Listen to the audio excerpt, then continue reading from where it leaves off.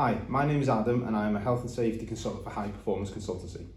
In today's video, we'll be discussing housekeeping in the workplace. Poor housekeeping is one of the main causes of workplace injuries. Workplace housekeeping includes activities that maintain a clean, tidy, orderly and safe workplace.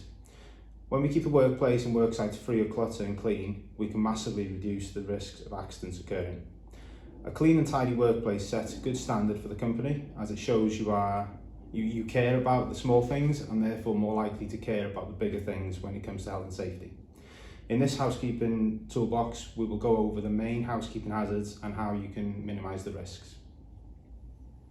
Okay, first of all, we will look at clutter. Clutter includes objects like equipment and tools left around lying on the floor, stairs, platforms and other work surfaces.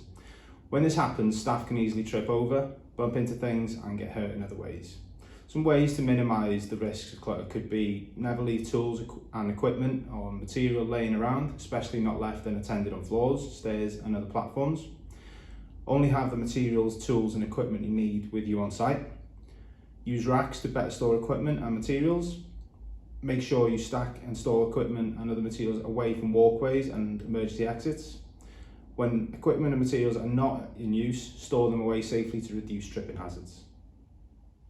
Next, we will look at rubbish. Rubbish that accumulates in and around the worksite can become a hazard to staff. Often waste is sharp, hard to handle, and may have things like nails sticking out of it.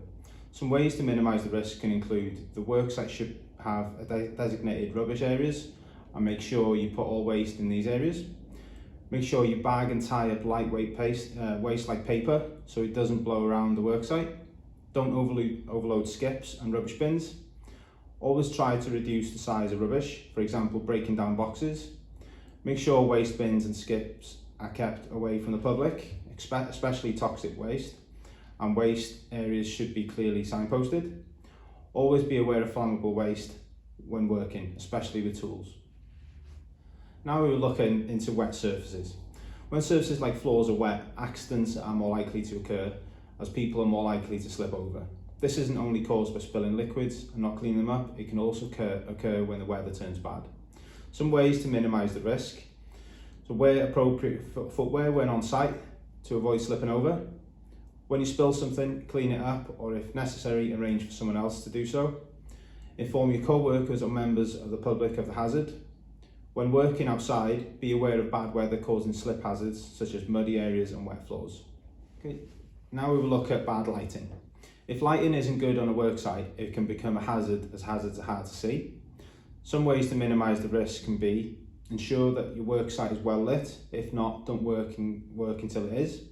If appropriate, wear PPE if the risk is not fully minimised. If possible, use natural daylight where practical. And lastly, let's have a look at poor hygiene.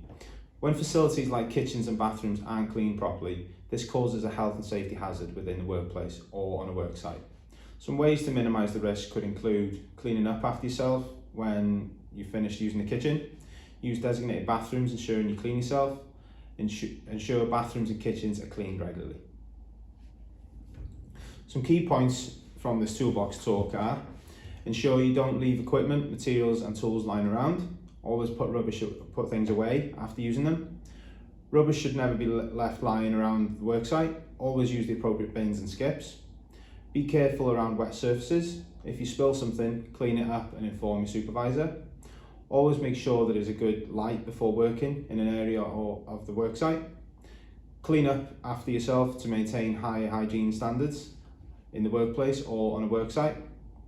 Thank you for taking time to listen to this Toolbox talk. If you require any assistance with your health and safety requirements, please get in contact with us on the details on the following page. Thank you.